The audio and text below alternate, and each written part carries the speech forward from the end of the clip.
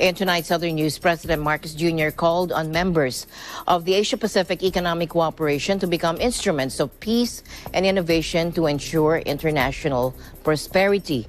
The president made the remarks at the 2022 APEC CEO Summit in Bangkok, where he was one of the panel speakers. He also identified 3 problems of the world that are critical to economic recovery. Crystal Mapa reports. President Marcos Jr. brought to a bigger venue his call to assist the sector to recover in the post-pandemic era. He has raised before world leaders 3 serious global problems critical to rapid economic recovery. These issues are food security, global health systems, and climate change. Here's President Marcos during the Asia-Pacific Economic Cooperation CEO Summit. First, food security is a serious global problem. This is felt by every household, by every family, by everyone.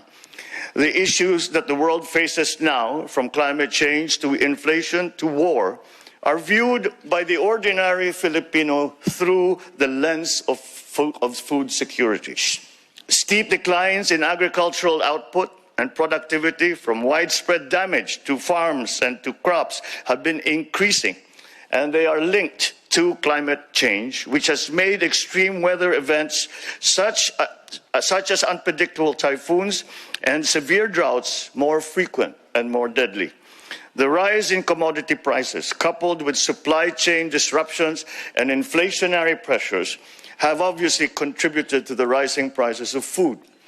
And the current conflict between 2 of the world's largest agricultural producers has led to a scarcity of grains and fertilizers felt painfully across the globe.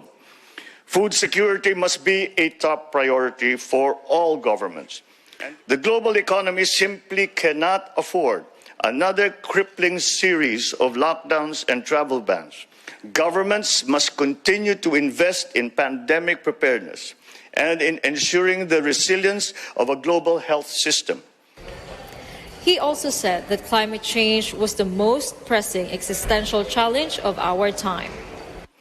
The Philippines is among the countries at great risk from this crisis, as we stand to lose more than up to 6% of our GDP annually by 2100, according to a study by the ADB. Global agreements that seek multilateral and multinational solutions to the climate crisis, particularly the UN Framework Convention on Climate Change and the Paris Agreement, are there and they are in force. But not enough progress has actually been made as emissions continue to rise. The Conference of the Parties, the COP27, is in full swing, but stronger action is required. Diversification into renewables and other sources is imperative. And to this end, the Philippines has prioritized hydrothermal, geothermal, solar power, wind power, as well as other low-emission energy sources. By setting a target for 35% renewable energy in the power generation mix by 2030 and 50% by 2040.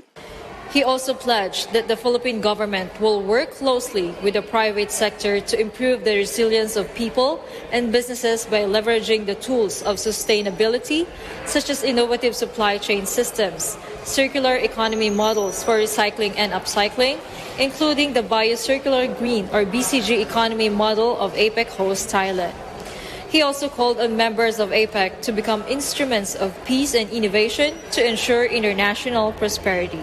Because prosperity and progress is only possible in a world that is at peace, because we, as nations of the world, can never achieve our fullest potential unless we do it together.